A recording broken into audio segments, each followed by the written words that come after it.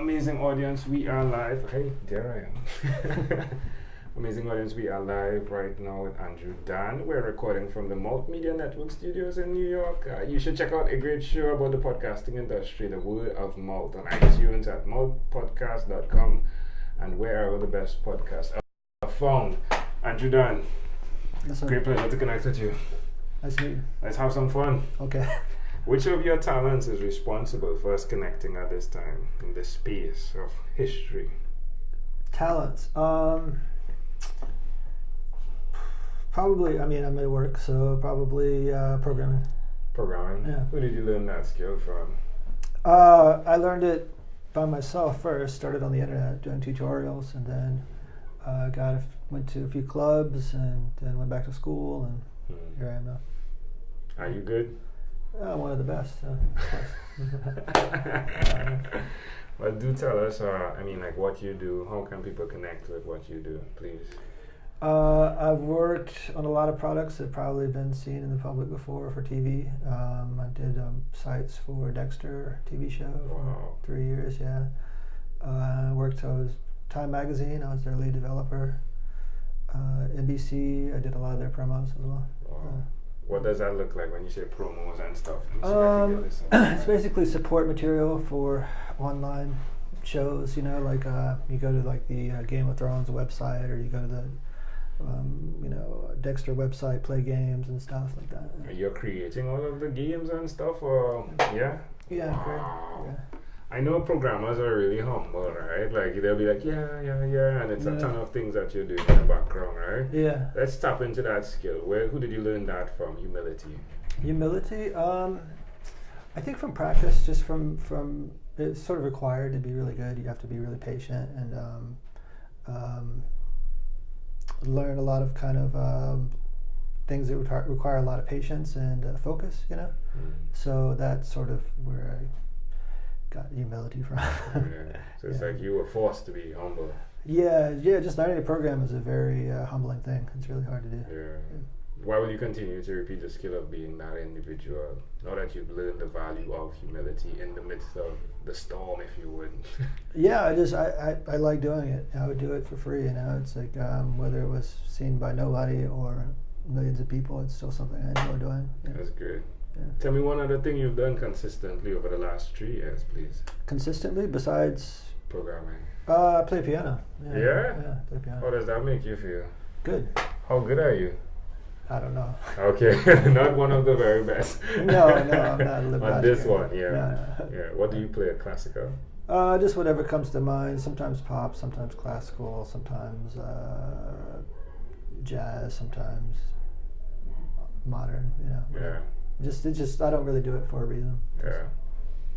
Why would you suggest to someone that's listening that they do what you've done by, yes, being one part programmer, right, but as well as having the other creative side, like with the piano? Well, piano and programming both have in common the keyboard. Right. So you get better at programming with the keyboard. Yeah. And the piano. Sooner or later your mind starts to tune out and you become more automatically engaged, I think. So why should people do that? Why? Yeah, why should they have those? Because what you're doing, you combine two inputs and exchange the outputs, right? Yeah, more or less. Yeah, so why should people do that in their lives? It forces you to think in a way that's not necessarily intuitive. It takes a lot of learning rules and learning how to do things, and then letting it become automatic after a certain point. Yeah. So it's a good way to tune out sort of the nonsense that is every day. Love it. Yeah. Love it. Andrew Dunn, folks. All right, let's switch gears for a moment. Let me invite you into my imaginary time machine, right? Okay. That is surrounded with beautiful, warm blue Caribbean water. All right. Andrew, what is your earliest childhood memory? Earliest childhood memory? Wow. Earliest childhood memory, going way back. Whoa. I can't really remember specifically. I was probably about 5 years old, probably. Right. Yeah, I started school really early, so I'd probably say preschool. Hmm. Yeah, preschool. That's the first I remember. Going to a preschool in Louisiana with like kids sort of like me. I can't remember the teacher's name, but it was just like a daycare place. Yeah. What was going on in that memory? Playing on the playground. Yeah. Playing in the bushes and stuff like that. In the bushes. Yeah.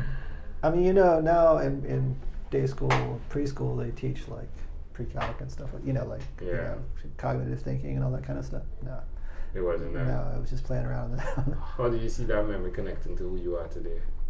Oh, wow. I don't know. I'm still like very adventurous, like to go check things out, Yeah. Still like to, explore.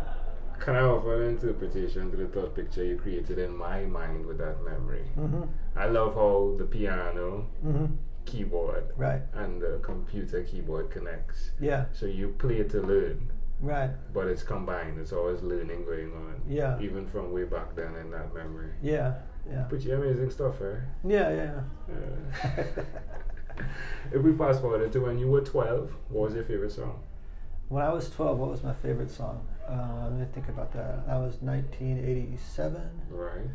I was in probably the 6th grade. I think Bon Jovi was popular about that time. What was my favorite song? That was like right before I discovered music. Right. So, I can't remember. Maybe, cool. Yeah. It's My Life Wasn't All Then, yeah?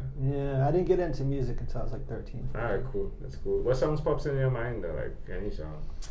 At that time, it was a lot of Michael Jackson. Yeah. Yeah. Like what? Beat It was like really popular around that time. Alright, cool. Yeah. Cool. Alright, well, we've arrived at our destination. But before we get off of this time machine, there's a small declaration form. So it's yes or no, possibly a bit more. Alright. Are you ready? Sure. Have you chosen someone to pass on your skills to? Yes. Are you married? No. Do you have children? No. Do you believe in God?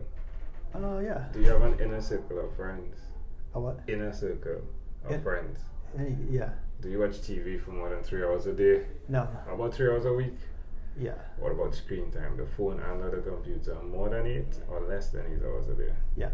Much more than 8? Alright. If you had to share with us, Andrew, your own unique real statement, a statement that represents Andrew Dunn, what would you say that is?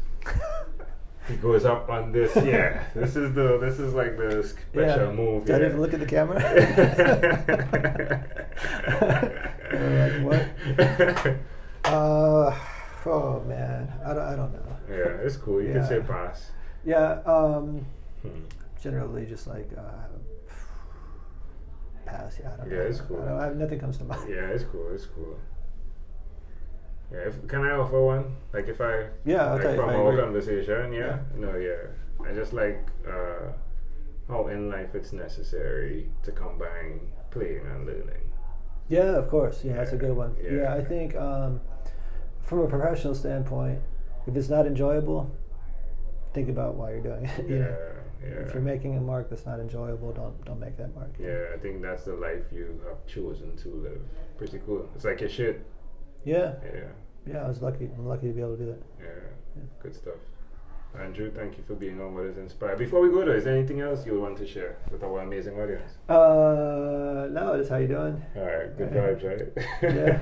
And this was a great pleasure. Thank you for being on What Is Inspired by 12-Minute Convos with Angel Jones. Thank you. Cut. Boom.